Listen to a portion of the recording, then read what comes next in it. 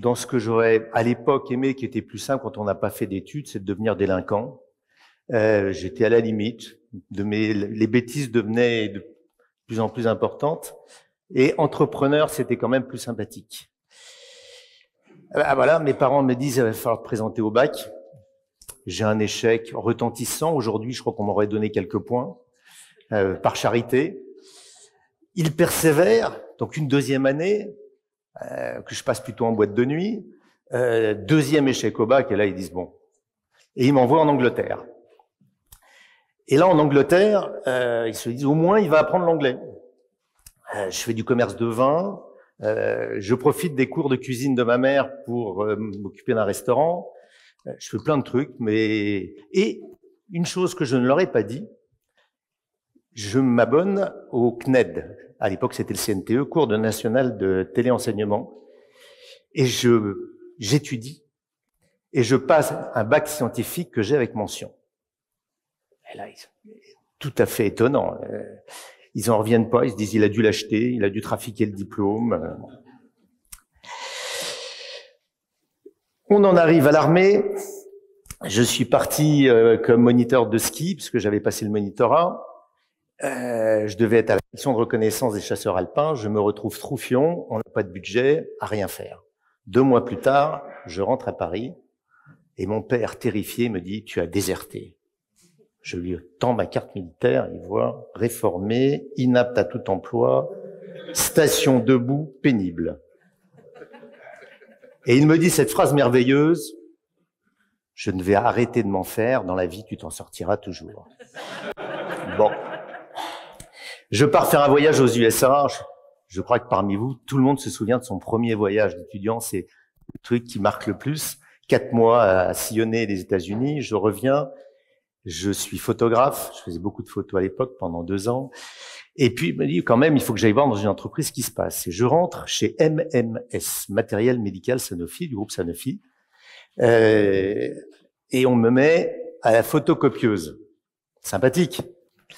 Je photocopiais les devis. Et je me gardais un exemplaire. Et sur mon Apple IIc, le soir, le week-end, je rentrais toute la liste de matériel que le groupe Sanofi vendait, les tables d'opération, les incubateurs. J'avais tous les prix. Ce qui fait qu'à un moment donné, il manquait un deviseur, donc je me suis proposé. Ils ont rigolé. Ils ont dit, c'est un vieux métier, il faut au moins 20 ans d'expérience, etc. Et en quelques jours, je leur remets un devis. Ils sont assez sidérés. Et puis, je deviens commercial, donc je vais aller vite parce que 4 minutes, ça va vite.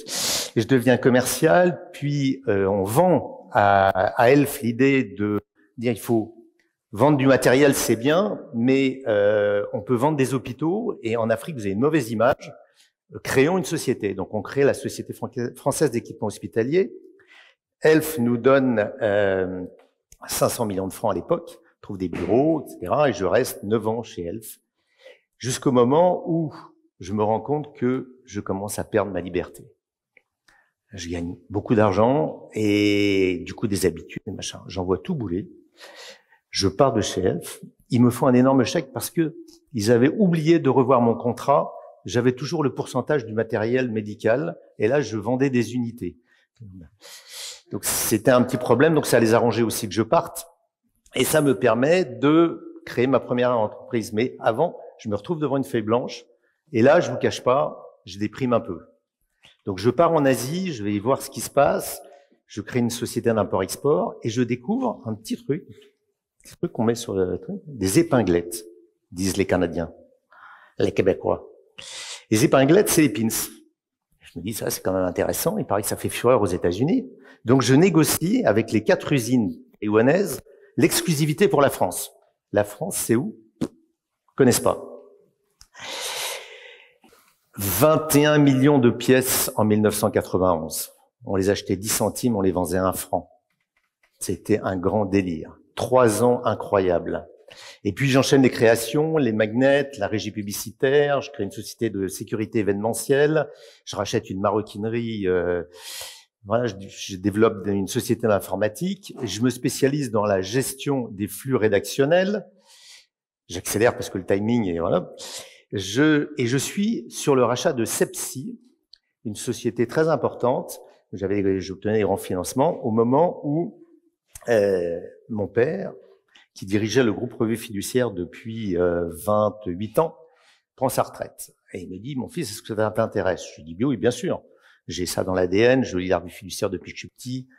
Bien entendu, ça m'intéresse. Mais vous accepterez jamais mes conditions. Quelles sont-elles? C'est simple. Plein pouvoir, j'ai pas besoin de salaire, je suis déjà riche. Ouais, bon. Donc je veux 10% en plus du capital en incentive. Tes oncles n'accepteront jamais. Et toi? Il n'a jamais répondu à cette question. Ils ont pris un repreneur. Le repreneur, en 2 ans, a mis la société dans une situation compliquée. Et le repreneur leur a dit, si je vous conseille une chose, j'ai vu un peu tous les actionnaires, il y en a un qui a compris, c'est lui, c'est Yves, allez le voir.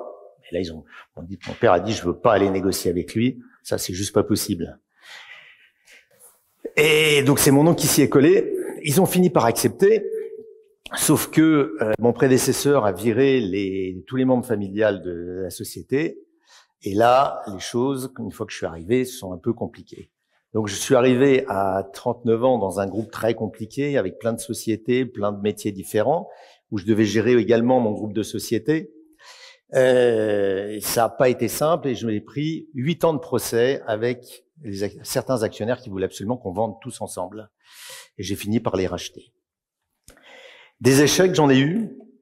J'ai repris une société informatique qui a coulé parce que le dirigeant s'est retourné contre nous. J'ai une société d'événements qui s'appelait Events and Memory, qui faisait tous les catalogues du mondial de foot et de l'euro de foot, où on a eu le dépôt de bilan de ISL, je ne sais pas si certains s'en connaissent, c'était le numéro 1 des droits sportifs en Suisse, et qui nous a laissé une telle ardoise qu'on a été obligé de déposer le bilan. Ça m'a beaucoup appris, ces revers, ces échecs.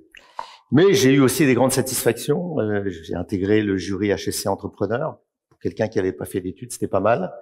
Ça me plaisait assez. J'ai racheté le groupe CDI. J'ai créé Pépinière 27. Pépinière 27, c'est 150 entreprises dans le 11e à Paris. J'ai étudié 500 dossiers et je me suis rendu compte d'une chose, c'est que tout le monde avait à peu près la même idée au même moment. Donc je regroupais les entrepreneurs par idée, et je leur disais, ensemble, vous ferez peut-être. Voilà. Je dois accélérer. Et en 2013, avec mon épouse, on se dit, bon, maintenant, il faut qu'on change d'horizon. On change d'horizon, on vend tout notre immobilier en France, on fait un tableau, on met chacun ce que l'on veut, on croise, et on tombe sur le Portugal. Et là, l'émotion commence à monter quand je vous en parle. Pourquoi? Parce que ça a changé ma vie. Ça a changé ma vie parce que ça m'a appris à montrer mes failles, mes faiblesses, à faire passer de l'émotion. Bien sûr, ça a été une réussite parce qu'on a acheté ici, en arrivant, à moins de 1 000 € du mètre, des mètres carrés qu'on avait vendus à 10 000 à Paris. On a fait 14 acquisitions en 14 mois. Un vrai délire. Bien sûr, mais tout ça, j'avais déjà dépassé ce stade, ça m'intéressait pas vraiment. Je me disais, on a un problème dans le groupe. J'avais intégré des startups parce que je me rendais compte qu'on créait pas assez et qu'en mettant des startups, alors j'avais négocié avec les actionnaires une chose très intéressante. Je leur avais dit, résultat, ça va dans le caritatif et dans l'investissement dans des sociétés qui sont des startups, et on en aura 9 sur 10 qui vont se planter. Donc vous acceptez de les perdre. Et ils ont accepté, et ça a été une véritable chance pour le groupe. Ça a été une chance parce que ça nous a permis de créer Alter Ego IA juridique par métier. Une réussite absolument incroyable, ça part en flèche. Et puis, ça m'a permis d'avoir des parutions dans celle-ci, et du coup, plein de gens, de profils intéressants qui sont venus. Parce que vous n'allez pas séduire des gens en disant « je fais de l'édition juridique ». Et là, on a eu plein de monde qui sont arrivés, donc on a pu créer des pôles de compétences pour développer les choses. Et je suis un peu devenu ce chef d'orchestre dont je rêvais petit, émotionnel et vulnérable, qui engageait les autres Et du coup, je me rends compte que Alter Ego, c'est pas moi qui ai créé le nom, ce sont mes équipes, et c'est pour moi, en tant que chef d'entreprise, la plus grande satisfaction. Cette entreprise perpétuellement réinventée, où vous remettez en cause toujours tout ce que vous croyez, mais vous croyez en vos capacités, quelles qu'elles soient. Une petite équipe a créé Alter Ego dans un groupe, parce que c'est très compliqué de faire ce qu'on a fait, mais une petite équipe, on a fait simple, on s'est mis à la place du client et on s'est entouré de contradicteurs. Et moi, je m'entoure toujours de contradicteurs.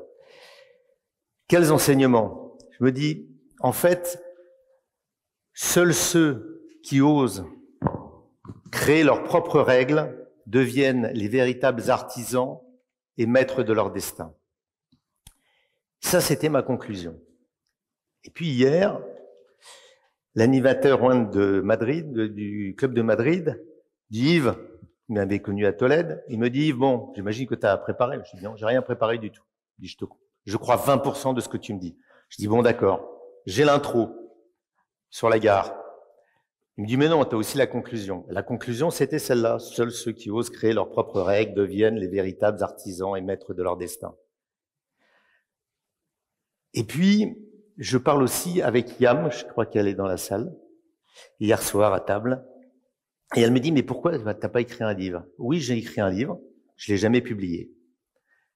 Et à 4 heures ce matin, je me réveille et je me dis, je sais pourquoi je l'ai pas publié. Parce que dans ce livre, je révèle pas mes failles. Et ce que m'a apporté ce club fantastique de l'APM de Lisbonne, je vais encore avoir beaucoup d'émotions, c'est justement ça.